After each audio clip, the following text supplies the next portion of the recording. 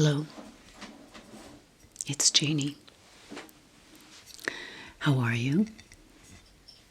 I hope you're well. I am joined by Leo and Apollo, who have forced themselves into this room, but they're behaving so far. Anyway, I have my tea here, and it is kind of the last of my Betty's tea stash, and I'm just going to pour some.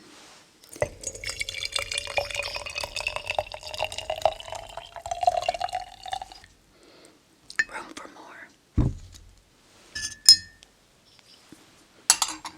Oh. For those of you who don't like slurping, fast forward or turn away. Don't tell me about it, just fast forward. Oh, I'm in heaven. So today I am in purple. I've got a purple sweater, a purple button down, and a purple sweater over all that because it's just really chilly. And I've got my amethyst earrings because we are in February and purple is the color of February, my birthday month. So I'm wearing my amethyst earrings that I got a couple years ago. As I was going through one of my subscription boxes, I think it was Therabox, they often send little booklets, and they're cute, and I look through them. For instance, there's one here called Unplugged, and it is a 7-day workbook to reset your relationship with screens. I think that could be important for a lot of people. I'm not going to go over this one with you today. There's another one called Dream Big and Make It Your Reality.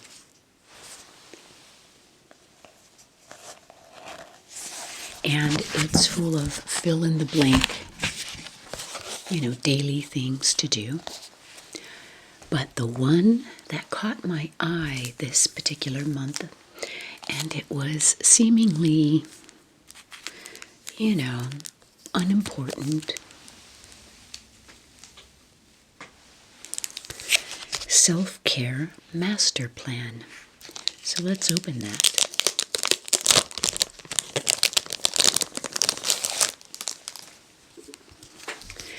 Now, this is on almost cardboard paper, not thin paper. And it's called A Framework for Feeling Good. And I was glancing through it, and I really liked some of the things that it was talking about and little things that you can do to kind of boost your self-care plan. So let's go over a few of them and tell me what you think. It's starting to rain. We need it a bit. So it says, hello, you have big dreams, amazing goals, incredible contributions to make. It's not always an easy road, though, and that's where self-care comes in. The self-care master plan exists to create a unique to you framework to keep you grounded and resilient through whatever life throws your way. After you complete your master plan, you can tear off the cards to display or keep them tucked away to reference whenever needed. So, don't feel pressured to fill everything out all at once and add new things as you think of them. So, the first page things I like to do. So what are some of the things you like to do? I want to hear from you about these. And then on the back of this card, it says, things I like to do. For those days when you're feeling blah and are tempted to get sucked into hours of Instagram scrolling, it can be helpful to have a handy list of activities that fill your cup. Pro tip: make these things as easy and convenient as possible. For example, if you want to read more, try keeping a novel on your coffee table so that it is just as convenient to pick it up as your phone. So here are some of the prompts, and I like that they give you prompts to spur your ideas. So, things I like to do. What were some of your highlights of the past year? What were you doing? Think about your ideal day. What's on the agenda? How can you make these things as easy as picking up your phone? And here are some thought starters. Read fiction, go for a hike, go to the movies by yourself, bake, see friends and family. So, do any of those fit in for you for things I like to do? Okay, next page. People I like to see. Life is busy, but that's no excuse for not seeing your favorite people. Think about people who leave you energized, not depleted. Don't forget out-of-towners that you could call or Skype or Zoom or FaceTime or whatever those things are. And here are some prompts. Going back to your highlights of the past year, who were you with? Who do you feel completely yourself around? Here are some thought starters. Friends, family, college friends, high school friends, co-workers, neighbors. So, who are people that you like to see? I'd like to hear that. Okay, here's another fun category. Power songs.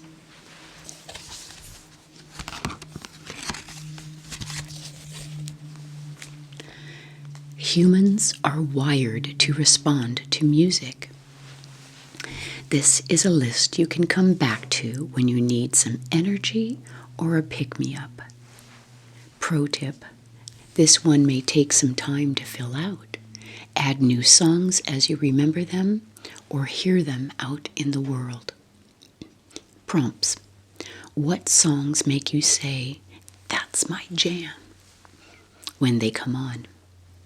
What's your go-to karaoke song? Okay, I've done karaoke twice in my life. The first time, we were down in the LA area. I think we were going to Universal or Disneyland or something like that. And we went to a Japanese restaurant. And I may or may not have had too much sake. And they started karaoke. And I got up. And now, here's the funny thing. Is they were taking this very seriously. I mean, like it was, like they were at church. It was, that's Sputnik. They were very serious about what they were doing. Well, I got up, brave with sake, and I sang Sister Golden Hair by America.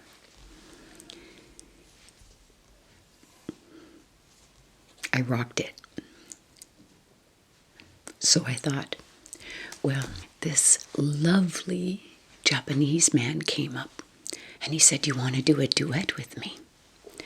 And I said, "Sure, what?" And it was The Who's talking about my generation, me. So, if you don't know that song because you're young, Google it or search it. And if you do know that song, I want you to imagine me rocking out in a Japanese restaurant to talking about my generation. Yeah, that was me. And then the second time I did it, I did Otis Redding's Sitting on the Dock of the Bay. That may have been spurred on by a little liquid bravery as well. Don't judge. So, thought starters.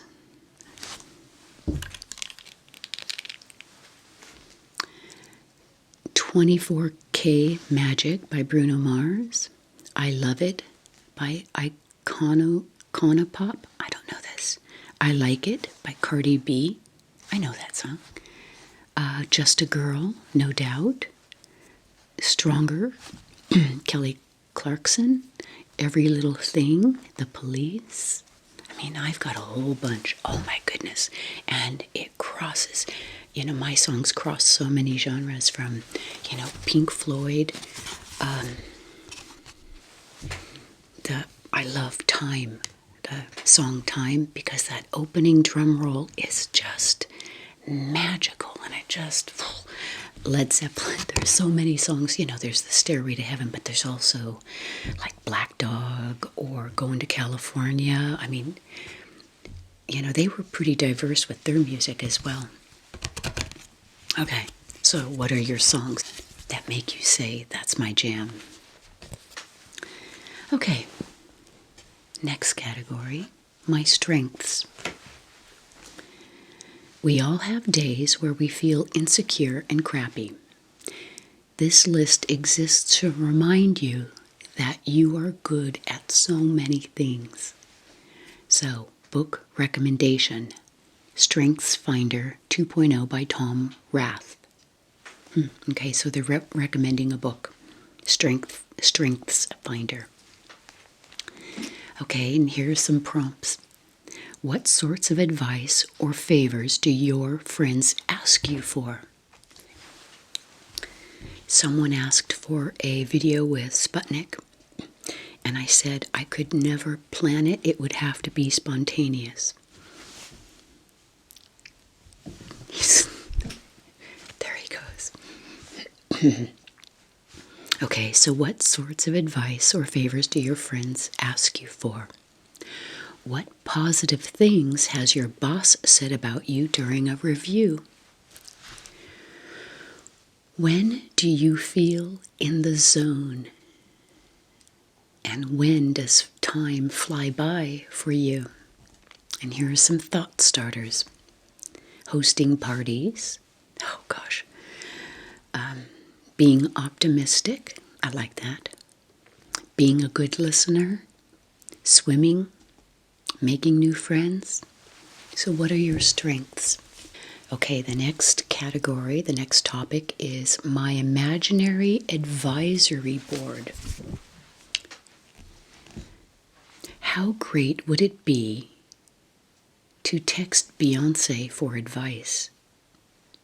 The next best thing is imagining the advice she'd give you.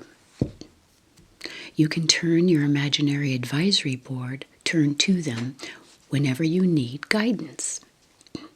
So the prompts are, who do you wish you had on speed dial? Is speed dial even a thing anymore? Come on. I'm old school, but even I know. It's like you have your favorites list, not speed dial. Consider your favorite authors, actors, political figures, entrepreneurs, religious figures, historical badasses, teachers, and artists. Here are some thought starters. Michelle Obama, LeBron James, Janelle Monáe, Amy Poehler, Miranda July. I don't know her. So, who is on your imaginary advisory board? Okay, here's another good one.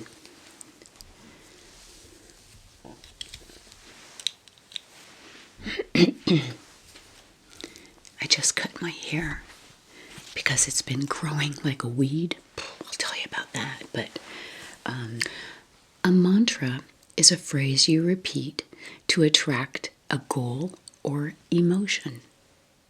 Another way to do something similar is to pick a word that you want to represent your year or month or week. Whether or not you believe in the spiritual side of mantras, keeping your intention top of mind and acting as if it were already true can have big impact. Prompts. What do I want for myself? Oh, I love this. How do I want to feel? I want to hear that. Thought starters.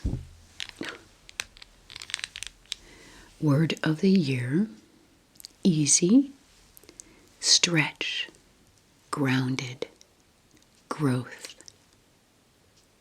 Here's some mantras. I have all the time I need. I connect to others easily. I am healthy and strong. I release thoughts that don't serve me. I love that one. Let go of those thoughts that don't serve you. See me with the finger? Okay, the next topic. Taking care of my body looks like. Our bodies and minds are so connected. It's hard to feel our best when there's a sense that our bodies are out of whack. So the prompts are, when do I feel my best physically? What forms of movement, food, and sleep make me feel my best? Here are some thought starters. 8 hours of sleep, skincare routines, limiting processed foods and sugars, sun salutations every morning, massages, and nourishing meals. So of those prompt starters or thought starters, what are your ideas on that? Things to do when I'm feeling sad or burnt out. When you're feeling sad or burnt out, there's a special subset of activities that tend to hit the spot when you're feeling totally wiped out. They're like the equivalent of a hug from an old friend. Prompts. What are the books, movies, or foods that always bring you comfort? Thought starters. Reread the Harry Potter series. Watch the BBC Pride and Prejudice miniseries. Drink chamomile tea. Color in a coloring book. Okay, next. Self-care at work looks like. Self-care at work can look completely different from your other self-care routines. The focus here is to be able to do your best work without getting sidetracked by the typical work black holes. Frustrating coworkers, boring or vague assignments, and email overwhelm. So the prompts are, who can I rely on to help me do my best work? How can I regularly connect with them? How can I best stay focused on my most important priorities? How can I stay motivated when projects become drawn out or messy? And here are some thought starters. Take afternoon walks with your favorite coworker. Write the next day's to-do list at the end of every day. Keep a work journal to document progress and frustrations. Block off 1 day per week to be meeting-free. Give feedback in real time. Redecorate your workspace with artwork and photos you love. And take time off quarterly. I was watching a video the other day, and I never thought about this topic. It was some parents talking about how they still give out perfect attendance awards at schools, and how wrong that is because you're teaching the kids to maybe, perhaps, not take time for themselves when they do need it, but just always power through for that perfect attendance. And that was a pretty deep topic that I never thought about. I never had perfect attendance, never. So, a meaningful life looks like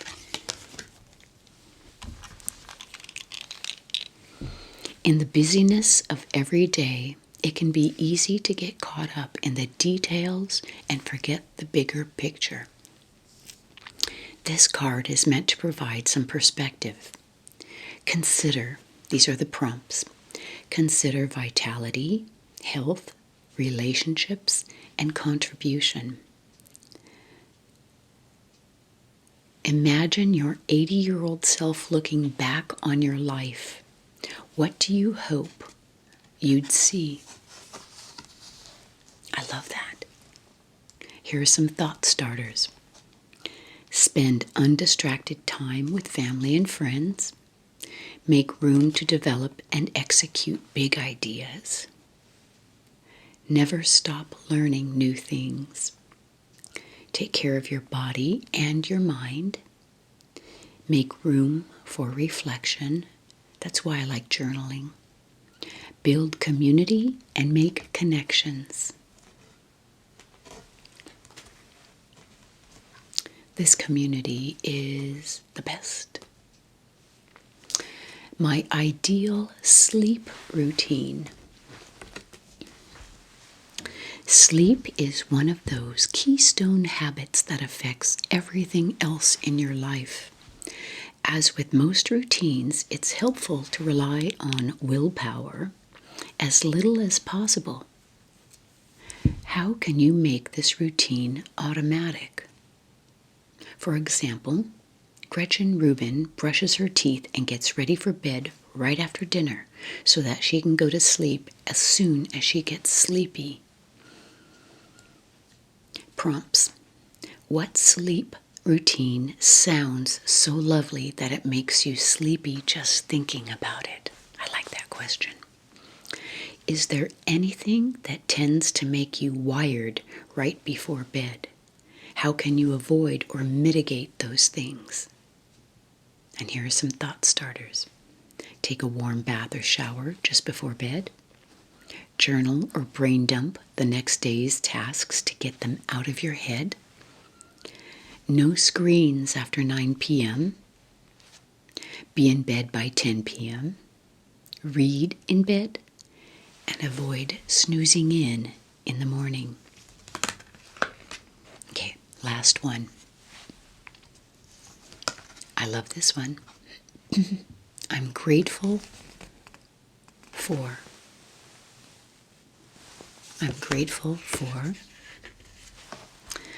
gratitude.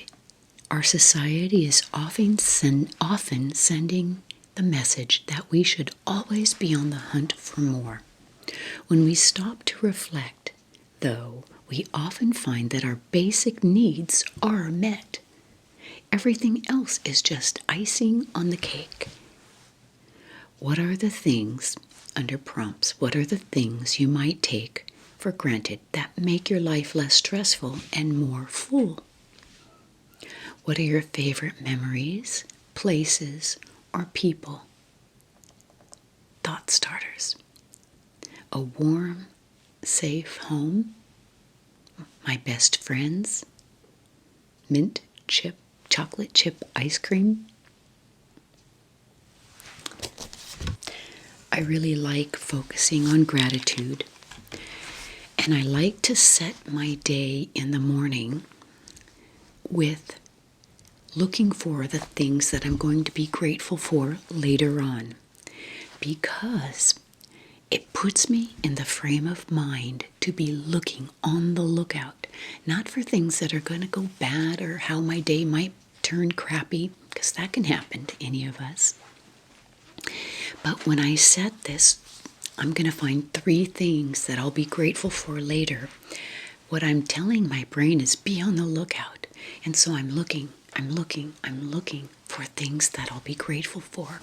Is this going to be one of the 3 things that I look back on later today? Do you see what that does? It sets you up all day long for looking for things to be grateful for. And even when things do go crappy, things go south, things blow up, they do, what can you find in those that you can be grateful for? So, things like a fender bender, what can I be, what positive thing can I take away from this? Okay, I wasn't hurt, no one was hurt, the person was actually really nice, things like that. So I'd like to hear that, because I think if we focus on starting our day off looking, we program our brain, and it feels good to check things off in the back of our brains here when we've accomplished something during the day. So there's another finger wagging for you.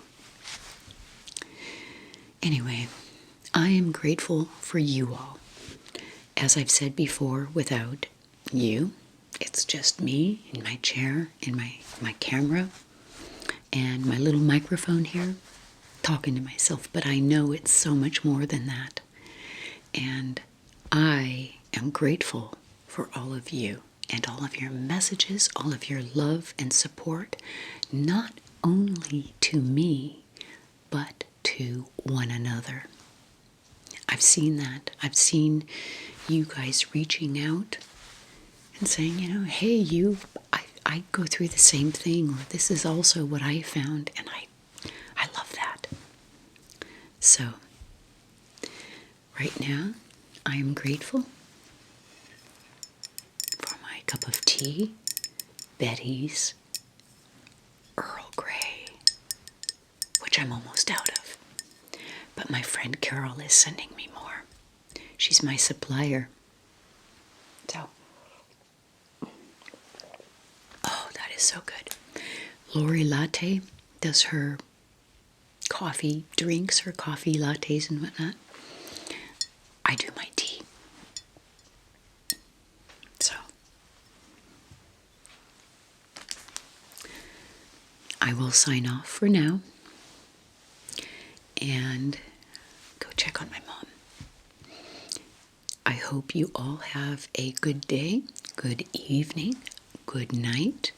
I would like you to really give some of these topics that I've talked about some thought, some energy, and some effort.